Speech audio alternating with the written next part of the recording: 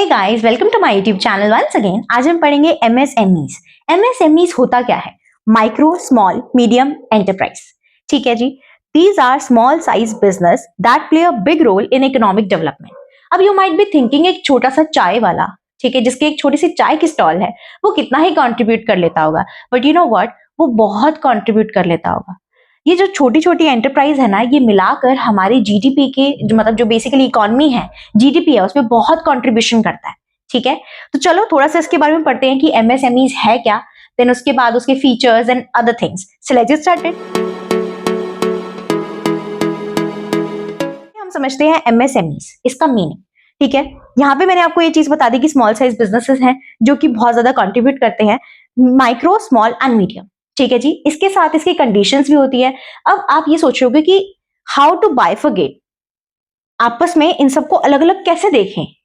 ठीक है जी, तो माइक्रो को आप कुछ चीजों की पहचान से आपको समझ में आएगा कि ये माइक्रो एंटरप्राइज है, देन स्मॉल है एंड मीडियम है।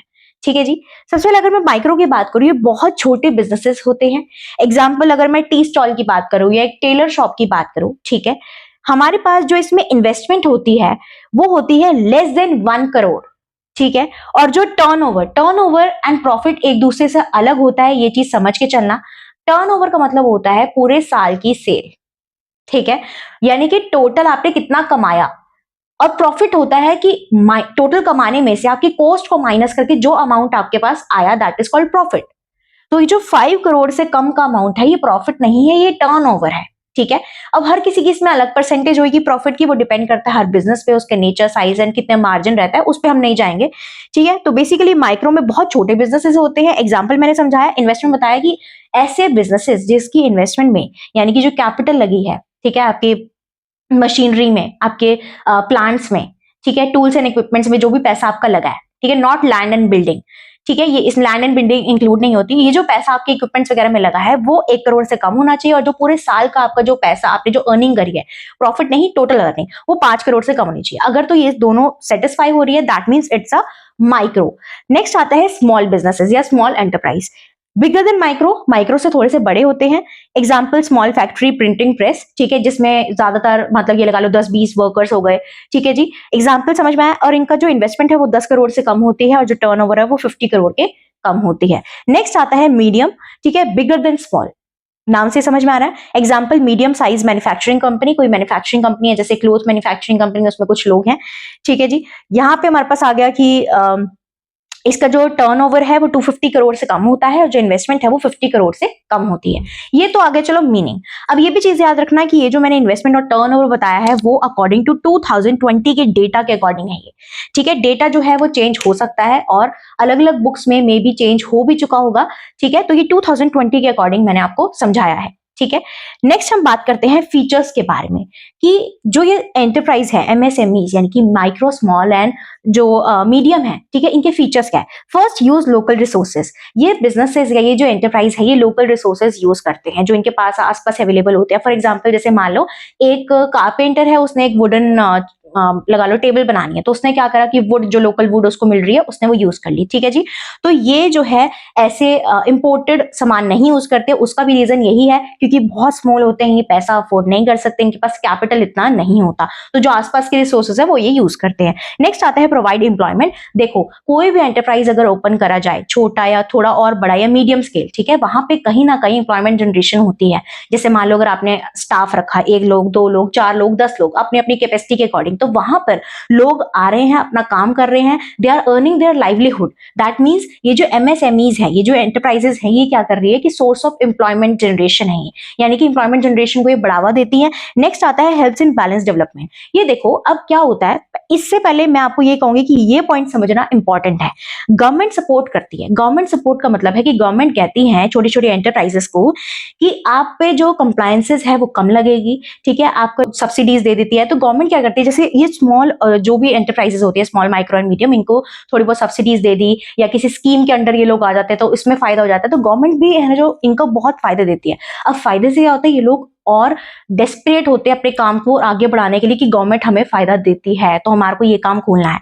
ठीक है जी, तो गवर्नमेंट फायदा भी एक तरीके से क्यों देती है, उसमें भी गवर्नमेंट का मेन रीजन ये होता है कि बैलेंस डेवलपमेंट हो। गवर्नमेंट कहती है कि अगर जैसे मान लो फॉर एग्जांपल गवर्नमेंट ने बोला कि अगर आप अगर विलेज एरिया में अगर आप अपनी कोई एंटरप्राइज खोलते हो, कोई अपनी शॉप फैक्ट्री कुछ भी खोलते हो, तो मैं आपको सब्सिडीज, मतलब गवर्नमेंट कहती है कि हम आपको सब्सिडीज देंगे।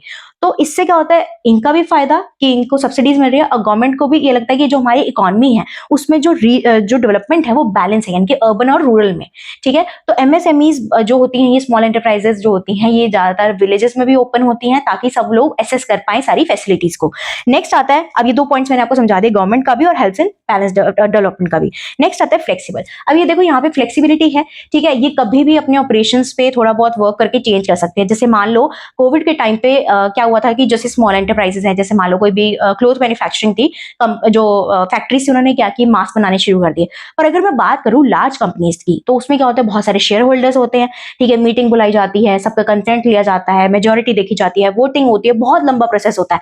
लेकिन यहाँ पे जैसे कि अगर देखा जाए, जो एंटरप्राइजेस होती है ये तीनों, ये छोटी लेवल पे होती है, इनमें ज्यादा लोग नहीं होते, जनरली ये जो ऑनर्स होते हैं खुद ही होते हैं, तो इनको ज्यादा लंबी चौड़ी किसी से डिसीजन वगैरह नहीं करना पड़ता, इनको बस अपॉर्चुनिटी दिखती है और ये वहीं पे अपना जो काम है वो सेटअप कर लेते हैं, स्टार्ट कर लेते हैं। ठीक है जी।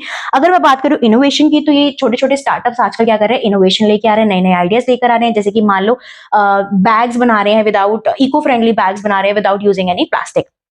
नेक्स्ट मैं बात करूं साइज की, तो साइज इन तीनों को देख के समझ में आता है कि इन तीनों के जो साइज है वो जनरली स्मॉल साइज ही रहता है। ठीक है, इनके पास कैपिटल जो होती है वो कम होती है, पैसा कम होता है, लोकेशन भी छोटी रहती है। ठीक है, ये सब चीजें। Next is location. लोकेशन की बात करूं तो ज्यादातर जो इनकी लोकेशन होती है वो सराउंडिंग्स में ही होती है, विलेज में ज्यादातर होती हैं। ठीक है, क्योंकि गवर्नमेंट भी इंसेंटिव्स देता है, तो कहीं ना कहीं ज्यादातर विलेज एरियाज में भी ये जो होती हैं, मतलब हैंडलूम्स वगैरह हो गए फॉर एग्जाम्पल, तो वो विलेज एरियाज में भी या रूरल एरियाज में भी पाए जाते हैं। ठीक है जी। नेक्स्ट अगर मैं बात करूं कैपिटल रिक्वायरमेंट की, तो जिनकी जो कैपिटल रिक्वायर होती है, ये इनके पैसे जो होते हैं इनके पास कम होते हैं, इनको कम पैसे चाहिए होते हैं किसी भी काम को स्टार्टअप करने के लिए। ठीक है, इनको ज्यादा, क्योंकि ये छोटे से स्टार्ट कर रहे होते हैं, तो इनको पैसे जो होते हैं वो कम चाहिए होते हैं। ठीक है जी। नेक्स्ट अगर मैं बात करूं लो एंट्री बैरियर्स, तो इसमें क्या होता है, एंट्री बैरियर्स कम होते हैं क्योंकि गवर्नमेंट भी सपोर्ट कर रही है, तो इनके लिए जो एंट्री बैरियर्स है वो कम होते हैं। ठीक है, आराम से ये जो है एक फील्ड में, मतलब मार्केट में आराम से आ सकते हैं, इनको कंपटीशन का ज्यादा और होता तो है, पर इतना डर नहीं होता अंटिल अनलेस कोई लार्ज कंपनी आके इन पर कोई दबाव बना दे। ठीक है जी। नेक्स्ट बात करते हैं चैलेंजेस की, तो चैलेंजेस तो देखो इनके पास बहुत सारे हैं। ठीक है, कहीं ना कहीं लार्ज कंपनीज है तो वो कहीं ना कहीं दब जाते हैं, कंपटीशन भी है, पैसा नहीं है इनके पास, टेक्नोलॉजी इनके पास पुरानी है। टेक्नोलॉजी क्यों पुरानी है, क्योंकि पैसा नहीं है। ठीक है जी। अगर मैं बात करूं यहाँ पे ऑनरशिप एंड कंट्रोल की, तो ज्यादातर जो ऑनरशिप है जो इनकी खुद की ही होती है, क्योंकि देखो अब माइक्रो या स्मॉल स्केल की बात करूं, फॉर एग्जाम्पल अगर कोई लेडी अपने घर से पापड़ या अचार बनाकर बेच रही है, ठीक है, तो वो ज्यादातर अपने फैमिली मेंबर्स ही उनके यूज हो रहे होते हैं, या वो खुद ही मतलब बनाकर कर रही है, तो ऑनरशिप और उनका कंट्रोल जो होता है वो ज्यादातर खुद का ही होता है। आई होप आपको ये चीज समझ में आया होगा। कोई भी प्रॉब्लम हो तो comment me down, like share subscribe my channel. जय श्री राम।